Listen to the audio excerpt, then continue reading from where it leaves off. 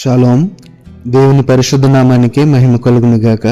మన ప్రభువును రక్షకుడైన యేసుక్రీస్తు యెహోషువ మెస్సియా నామములో ఆత్మీయులైన దేవుని బిడ్డలైన మీ అందరికీ నా హృదయపూర్వక వందనాలు, ఉదయకాలపు శుభాలు తెలియజేస్తున్నాను.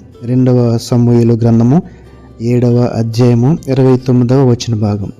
నీ ఆశీర్వాదము నుండి నా కుటుంబము నిత్యము ఆశీర్వదింపబడును గాక. నీ ఆశీర్వాదము నుండి నా కుటుంబము నిత్యము ఆశీర్వదింపబడును గాక. ప్రభునందు ప్రియులారా, దేవుణ్ణి ఎరిగిన వారముగా, ఆయన రక్షకులను అంగీకరించిన వారముగా, ఆయన యొక్క ఆశీర్వాదమును, మేలులను, దీవెనలను కోరుకునే వారు ఎవరు ఉంటారండి? ఎవరు ఉండరు కదా. కాబట్టి ఇక్కడ భక్తుడు చెబుతున్న మాట అదే. సందర్భం ఏదైనప్పటికీ నీ ఆశీర్వాదము నుండి నా కుటుంబం నిత్యము ఆశీర్వదించబడును. ఎప్పుడైతే దేవుని యొక్క ఆశీర్వాదమునకు మనం అర్హత కలిగి ఉంటామో, పాత్రులుగా ఎంచబడతామో, అప్పటి నుండి ఎప్పుడు కూడా దేవుని యొక్క నిత్య వాత్సల్యత, ఆయన యొక్క దయా, కరుణ, ప్రేమ ఎప్పుడు కూడా మన మీద ఉంటాయి.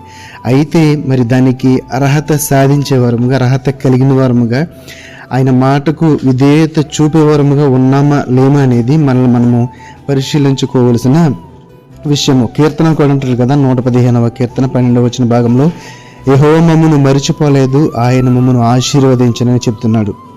యెహోవా మమ్మను మర్చిపోలేదు, ఆయన మమ్మను ఆశీర్వదించును. ఎందుకంటే ఆయనను నమ్మిన బిడ్డలను ఆయన వదిలివేసేవాడు కాదు. ఆయన నమ్మిన బిడ్డలను సిగ్గుపరిచేవాడు మన దేవుడు కాదు. ఎందుకంటే ప్రియులారా, మరి దేవుని యొక్క వాక్య భాగాలను మనం పరిశీలన చేసినప్పుడు ఆయన తన బిడ్డలకు ఇచ్చిన వాగ్దానములను ఎలా నెరవేర్చి చూపించాడో మనము పరిశుద్ధ గ్రంథంలో చదవగలుగుతున్నాం. కాబట్టి ఆ యొక్క నెరవేరిన వాగ్దానాలను బట్టైనా మనము తండ్రి మీద మనము విశ్వాసం పెంచుకుని ఆయన అంగీకారంకు తెలియజే ఉంటే కనుక, మరి ఆయన సన్నిధిని అంగీకరిస్తే కనుక ఖచ్చితంగా ఈరోజు భక్తుడు ఏ మాట అయితే చెప్తున్నాడో, నీ ఆశీర్వాదం నుండి నా కుటుంబం నిత్యము ఆశీర్వదించబడినని, అలాగే యెహోవా మమ్మను మర్చిపోలేదు, ఆయన మమ్మల్ని ఆశీర్వదించనని, ఆ మాట మన జీవితంలో కూడా నెరవేరబోయే రోజులు రాబోతున్నాయి. ఆలస్యం మాత్రము మనదే.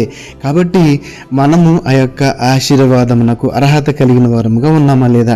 ఎందుకంటే ఎవరైతే విరిగి నలిగిన హృదయమును కలిగి ఉంటారో, వారి హృదయాంతరంగములను ఎరిగిన దేవుడిగా ఒక్కసారి మన హృదయంలో ఆయనకు చోటిచ్చామంటే, దేహమే దేవుని ఆలయము. ఈ ఆలయంలో మన యొక్క హృదయము చూచి, మన యొక్క హృదయ పవిత్రతను చూసి మనలో నివసించుటకు మన తండ్రి ఆశపడుతున్నాడు. కాబట్టి అటువంటి అర్హత కలిగిన వారముగా, పరిశుద్ధత మరి పవిత్రత కలిగిన వారముగా, ఆయన మాటకు లోబడిన వారముగా మనం ఉంటే కనుక, మరి మనమే కాదు, మన కుటుంబము, మన యొక్క సంఘము ఆశీర్వాదము నిత్యము, ఇప్పుడునంటండి, ఒకరోజు కాదు, నిత్యము ఆశీర్వదింపబడును. ఎందుకంటే ఆయన మనం మర్చిపోయే దేవుడు కాదు.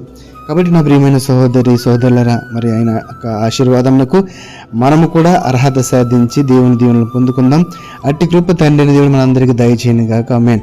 పరిశుద్ధుల మమ్మల్ని కన్న తండ్రి, నీ పరిశుద్ధమైన నామమునకు వందనాలు, స్తుతులు, స్తోత్రాలు. నాయనా, ఈ యొక్క ఉదయకాల సమయంలో నీ యొక్క మాటతో, నీ యొక్క ఆశీర్వాద వచనంతో నీ బిడ్డలకు మధ్య వచ్చి కృపనిచ్చారు. నాయన, ఎవరైతే నీ ఆశీర్వాదం కొరకు ఎదురు చూస్తున్నారో వారందరికీ నీ దీవెనలు మెండుగా దయచేయండి. నాయన, నీ యొక్క ఆశీర్వాదమునకు మేము అర్హులమవ్వాలి తండ్రి. మా యొక్క హృదయములను మీకు సమర్పించేవారముగా, నీ మాటకు అంగీకరించేవారముగా, నీ మాటకు యోగ్యత చూపేవారముగా మమ్మల్ని నుంచి మమ్మల్ని నడిపించి, నీ ప్రేమలో మమ్మల్ని ఐక్యపరిచినైనా యొక్క ఆశీర్వాదంతో నింపి నడిపించమని నజరేయుడైన యెహోషువ మెస్సియా నామములో ప్రార్థన అడిగి వేడుకొనుచున్నాము తండ్రి. ఆమేన్, ఆమేన్. షాలోమ్. అందరికీ వందనాలు.